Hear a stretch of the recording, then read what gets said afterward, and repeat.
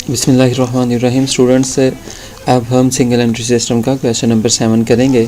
तो question start करने से पहले हम इसके जो बेसिक रूल्स हैं, बेसिक इंफॉर्मेशन है, वो दोबारा से रिकॉल कर लेते हैं, रिमाइंड कर लेते हैं। तो सिंगल एंट्री सिस्टम आपको पता है ऐसा सिस्टम है जिसमें हम ट्रांजैक्शन के एक ही एस्पेक्ट को रिकॉर्ड करते हैं, एक ही अकाउंट को मोस्टली रिकॉर्ड करते हैं और डबल एस्पेक्ट को रिकॉर्ड नहीं करते। डबल एंट्री सिस्टम में हम प्रॉफिट या लॉस बिजनेस का फाइंड आउट करने के लिए ट्रांजैक्शंस के दोनों एस्पेक्ट को रिकॉर्ड करते हैं, दोनों अकाउंट्स को रिकॉर्ड करते हैं, जो भी इंक्रीज़ हो डिक्रीज़ हो रहा हो उनको रिकॉर्ड करते हैं। लेकिन सिंगल एंट्री सिस्टम में ऐसा नहीं होता। तो डबल एंट्री सिस्टम में हम प्रॉफिट फाइंड आउट करने के लिए trading and profit and loss account बनाते हैं। लेकिन सिंगल एंट्री सिस्टम में चूँकि हमारे पास इनकम्प्लीट इन्फॉर्मेशन होती है, इनकम्प्लीट रिकॉर्ड होता है, तो हम प्रॉफिट या लॉस फाइंड आउट करने के लिए ओपनिंग कैपिटल और एंडिंग कैपिटल का कंपैरिजन कर लेते हैं, डिफरेंस देख लेते हैं कि साल के शुरू में कैपिटल कितना था और साल के एंड पे कितना है। अगर साल के शुरू में कैपिटल कम हो और साल के एंड पे ज़्यादा हो तो इसका मतलब है कैपिटल ज़्यादा हुआ है ओनर का, ट्रेडर का, तो उसको बिज़नेस में प्रॉफिट हो रहा है। लेकिन अगर साल के शुरू में कैपिटल ज़्यादा था, साल के एंड पे उसका कैपिटल कम हो गया बिज़नेस में, तो इसका मतलब है उसको लॉस हो रहा है। तो कैपिटल का हम कंपैरिजन करके इस चैप्टर में हम प्रॉफिट जो है वो फाइंड आउट करते हैं। तो इसकी 4 बेसिक रिक्वायरमेंट है जो हमें चाहिए होती हैं प्रॉफिट या लॉस फाइंड आउट करने के लिए, जो कि हमने इंट्रोडक्शन में पढ़ा हुआ है, फॉर्मेट में पढ़ा हुआ है कि सबसे पहले हमें एंडिंग कैपिटल चाहिए, ड्राइंग चाहिए, फ्रेश कैपिटल चाहिए और ओपनिंग कैपिटल चाहिए। अगर ड्राइंग और फ्रेश कैपिटल नहीं दिया हुआ तो कोई इशू नहीं है, हम फिर भी प्रॉफिट और लॉस फाइंड आउट कर सकते हैं। जो ज़रूरी चीज़ें हैं वो ओपनिंग कैपिटल और एंडिंग कैपिटल है, ये दोनों होना ज़रूरी है। अगर ये ना हो तो हम प्रॉफिट या लॉस फाइंड आउट नहीं कर सकते। तो हमें क्या चाहिए? सबसे पहले हमें चाहिए एंडिंग कैपिटल, ड्राइंग चाहिए, फ्रेश कैपिटल और ओपनिंग कैपिटल चाहिए। तो अगर ये चीज़ें दी हों तो वेल एंड गुड, हम स्टेटमेंट ऑफ प्रॉफिट और लॉस बना लेंगे। अगर ना दी हो तो हमें ओपनिंग और एंडिंग कैपिटल फाइंड करना पड़ता है। ओपनिंग और एंडिंग कैपिटल फाइंड आउट करने के लिए हमें स्टेटमेंट ऑफ अफेयर्स बनानी पड़ती है। ओपनिंग भी हो सकती है वो और एंडिंग भी हो सकती है, क्वेश्चन पे डिपेंड करता है। अगर क्वेश्चन में ओपनिंग कैपिटल दिया हुआ है तो ओपनिंग स्टेटमेंट ऑफ अफेयर्स नहीं बनाएंगे, अगर नहीं दिया हुआ तो बनाएंगे। अगर क्वेश्चन में एंडिंग कैपिटल दिया हुआ है तो ओपनिंग जो क्लोजिंग स्टेटमेंट ऑफ अफेयर्स है वो नहीं बनाएंगे। अगर एंडिंग कैपिटल नहीं दिया हुआ तो हमें स्टेटमेंट ऑफ अफेयर्स बनानी पड़ती है, क्वेश्चन पे डिपेंड करता है। तो प्रॉफिट और लॉस फाइंड करने के लिए सबसे पहले जो हमें चीज़ चाहिए होती है वो एंडिंग कैपिटल। तो क्वेश्चन में हम देखते हैं क्वेश्चन नंबर 7 में क्या हमें एंडिंग कैपिटल दिया हुआ है, क्या हमें ओपनिंग कैपिटल दिया हुआ है, क्या ड्राइंग और फ्रेश कैपिटल दिया हुआ है। अगर सारी चीज़ें दी हुई हैं तो ठीक है, नहीं तो हमें ये ओपनिंग और एंडिंग कैपिटल फाइंड आउट करना पड़ेगा। क्वेश्चन को रीड करते हैं। क्वेश्चन नंबर 7 बता रहा है नवाज कमेंस्ड बिजनेस ऑन 1 जनवरी 2005। नवाज ने बिज़नेस स्टार्ट किया है 1 जनवरी 2005 को विद ए कैपिटल ऑफ ₹25,000, जो कि कैपिटल बता रहा है 25,000 है। 1 जनवरी 2005 को है तो इट्स मीन कि ये ओपनिंग कैपिटल है। प्रॉफिट और लॉस फाइंड आउट करने के लिए हमें जो पहली रिक्वायरमेंट थी ओपनिंग कैपिटल वो दिया हुआ है। इसके बाद कह रहा है immediately bought furniture and fixture for ₹5,000। Immediately furniture purchase कर लिया, कोई स्पेसिफिक डेट नहीं बताई कि किस डेट को परचेज़ किया है, बस ये बता दे कि इमीडिएटली फ़ौरन ही परचेज़ कर लिया है। फुल स्टॉप के बाद कह रहे हैं ऑन 30 जून 2005, 30 जून 2005 को ही बारोड ₹12,500 फ्रॉम हिज वाइफ, अपनी वाइफ से उसने बारो किया है, लोन लिया है, उधार लिया है। एट 9% इंटरेस्ट जो है वो उस पर पे करना पड़ेगा इन रिटर्न। जब ये लोन वापस किया जाएगा तो साथ इंटरेस्ट भी वापस किया जाएगा। तो 12,500 लोन और 9% इंटरेस्ट वापस करना है।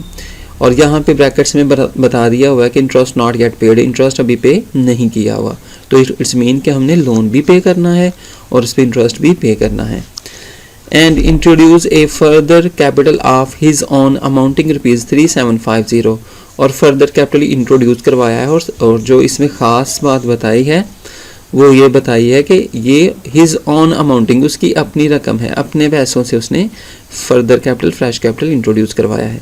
ये नहीं कि लोन के पैसों में से इंट्रोड्यूस करवाया है, हिज ऑन अमाउंटिंग है, अपनी अमाउंट उसने एज ए फ्रेश कैपिटल या फर्दर कैपिटल इंट्रोड्यूस करवाई है। फुल स्टॉप के बाद बता रहा है Nawaz Drew at the rate of 750 per month at the each eight the end of the each month for house hold purpose. तो जो नवाज़ है वो विदड्रॉ कर रहा है, ड्राइंग कर रहा है 750 पर मंथ जो है वो 750 विदड्रॉ कर रहा है बिजनेस में से। तो ये ड्राइंग है, लेकिन हमें एनुअल ड्राइंग चाहिए। तो ड्राइंग जो है इसको हम 12 से मल्टीप्लाई कर लेंगे तो हमारे पास एनुअल ड्राइंग आ जाएगी। एंड पे कह रहा हूँ 31 दिसंबर 2005 his position was as follow. तो एंडिंग पोजीशन दी हुई है, एंडिंग कैपिटल नहीं दिया हुआ क्वेश्चन में। ओपनिंग कैपिटल दिया हुआ था 25,000, फ्रेश कैपिटल उसने दिया हुआ हमें 3,750, ड्राइंग बताई हुई है लेकिन एंडिंग कैपिटल नहीं बताया, उसकी पोजीशन बताई हुई है। उसमें बताया कि उसके पास कैश इन हैंड है, कैश एट बैंक है, डेटर्स हैं, स्टॉक है, बिल रिसीवेबल हैं, सन्ड्री क्रेडिटर्स हैं, ओइंग फॉर रेंट है, रेंट भी पे करने वाला है, furniture and fixture are to be depreciate by 10%। जो उसने फर्नीचर परचेज किया था उसकी डेप्रिसिएशन भी हुई है 10%। और एंड पे कह रहा है सर्टेन द प्रॉफिट और लॉस ऑफ नवाज ड्यूरिंग 2005। तो 2005 का हमने प्रॉफिट और लॉस फाइंड आउट करना है। तो सबसे पहले जो हमें रिक्वायरमेंट हमारी है वो एंडिंग कैपिटल है। एंडिंग कैपिटल हमारे पास क्वेश्चन में उसने नहीं दिया हुआ, तो हमें एंडिंग कैपिटल फाइंड आउट करना पड़ेगा। एंडिंग कैपिटल फाइंड आउट करने के लिए हमें एंडिंग स्टेटमेंट ऑफ अफेयर्स बनानी पड़ेगी। एंडिंग स्टेटमेंट ऑफ अफेयर्स बनाने के लिए जो साल के एंड पे एसेट्स और लाइबिलिटीज़ दी होती हैं वो हम लिख के डिफरेंस निकाल के हम कैपिटल फाइंड आउट कर लेंगे। तो हम नाम लिखेंगे नवाज, स्टेटमेंट ऑफ अफेयर है और एज ऑन 31 दिसंबर 2005 लिख लेंगे। जो एंडिंग पोजीशन उसने बताई हुई थी वो सारी पोजीशन एसेट्स की एसेट साइड पे और लाइबिलिटीज़ की लाइबिलिटी साइड पे लिख लेंगे। तो सबसे पहले देखिए उसने कैश इन हैंड बताया हुआ 500, ये एसेट है, cash in hand asset side पे लिख लेंगे। कैश एट बैंक ये भी एसेट है, एसेट साइड पे लिख लेंगे कैश एट बैंक 6,500। उसके बाद सन्ड्री डेटर्स बताए हुए हैं 12,000 के, सन्ड्री डेटर्स लिख लेंगे 12,000 एसेट साइड पे। स्टॉक एसेट है 17,000 का, ये हम लिख लेंगे एसेट साइड पे। उसके बाद बिल रिसीवेबल है 4,000 का, एसेट साइड पे लिख लेंगे बिल रिसीवेबल। इसके बाद क्रेडिटर्स बताए हुए हैं तो ये 1250 हैं, ये हम लाइबिलिटी हमारी क्रेडिट साइड पे लिख लेंगे। इसके बाद owing for rent, rent payable है, रेंट के अभी मकरूज हैं, रेंट पे करने वाला है, ये लाइबिलिटी है, रेंट ओइंग लिख लेंगे 375। आगे उसने बताया furniture and fixture to be depreciate 10%, furniture and fixture की भी डेप्रिसिएशन हुई है 10%। तो देखें furniture during the year purchase किया है तो साल के एंड पे वो फर्नीचर जो है वो फिनिश तो नहीं हो जाएगा, ख़त्म तो नहीं हो जाएगा। ये हमारा फिक्स्ड एसेट है, मोर देन 1 ईयर चलता है, तो ये एसेट है, ये हम लिखेंगे फर्नीचर एंड फिक्चर 5,000 उसकी वैल्यू है जो हमने परचेज़ किया था और उसकी 10% डेप्रिसिएशन हुई है। तो यहाँ पे हम डेप्रिसिएशन किस तरह कैलकुलेट करते हैं, जिस भी एसेट की उसने डेप्रिसिएशन बताई हो और जितने % डेप्रिसिएशन बताई हो ओवर 12 कर देंगे तो हमारे पास उस एसेट की डेप्रिसिएशन आ जाएगी। ये जो हमारे पास 500 डेप्रिसिएशन आई है ये हमने 5,000 का 10% लिया था तो हमारे पास 500 डेप्रिसिएशन आ गई। टोटल जो एसेट है उसकी वैल्यू में से डेप्रिसिएशन माइनस की तो बाकी हमारे पास जो एसेट की वैल्यू है वो आ गई, वो हमने लिख लेनी है।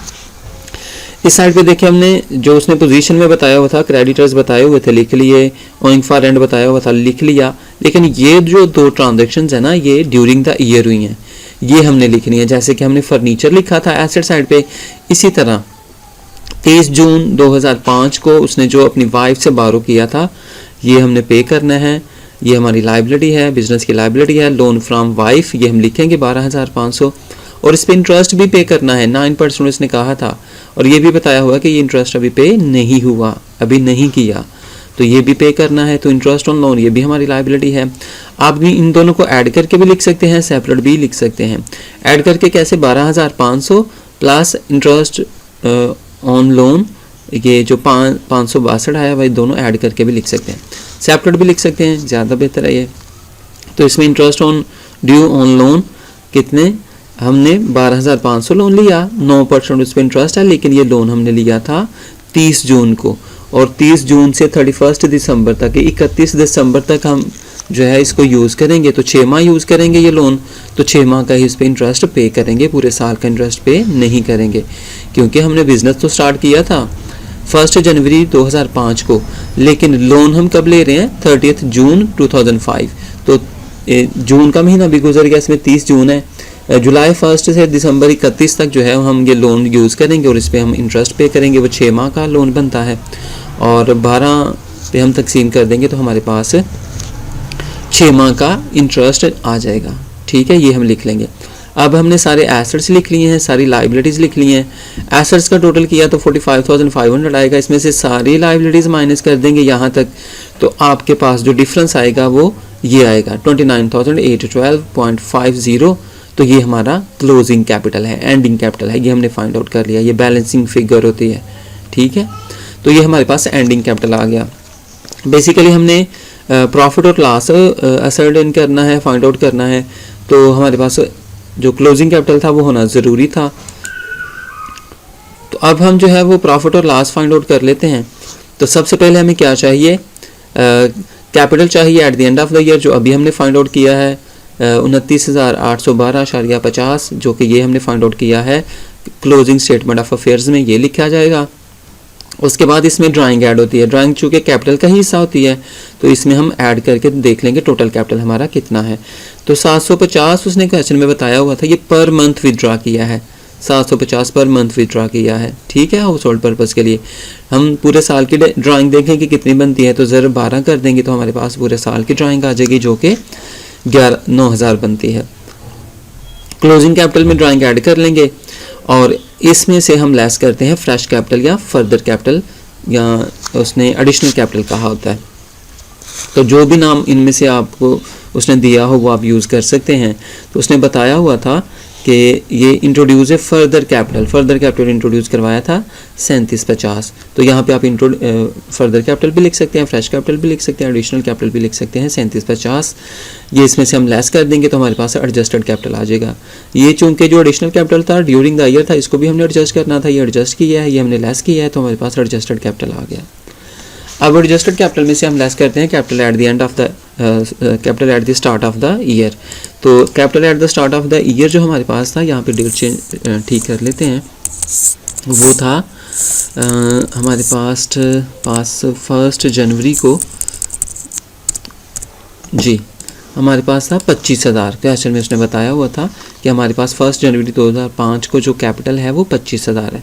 ये हम एडजस्टेड कैपिटल में से लेस करेंगे। याद रहे, अगर एडजस्टेड कैपिटल ज़्यादा हो, ओपनिंग कैपिटल कम हो, तो हमें बिजनेस में प्रॉफिट हो रहा होता है। अगर एडजस्टेड कैपिटल कम हो, ओपनिंग कैपिटल ज़्यादा हो, तो हमें बिजनेस में लॉस हो रहा होता है। तो इस क्वेश्चन में जो एडजस्टेड कैपिटल है वो ज़्यादा है, ओपनिंग कैपिटल कम है, तो इट्स मीन के बिजनेस में प्रॉफिट हुआ है 10,062.50 रुपये। ठीक है, उम्मीद है आपको क्वेश्चन में समझ आई होगी। आपने ये बताना है कि हमने जो इंटरेस्ट है 9%, उसकी कैलकुलेशन कैसे की है। इस क्वेश्चन के हवाले से अगर कोई प्रॉब्लम हो तो आप लाजमी कमेंट कीजिएगा। बहुत शुक्रिया, अल्लाह हाफ़िज़।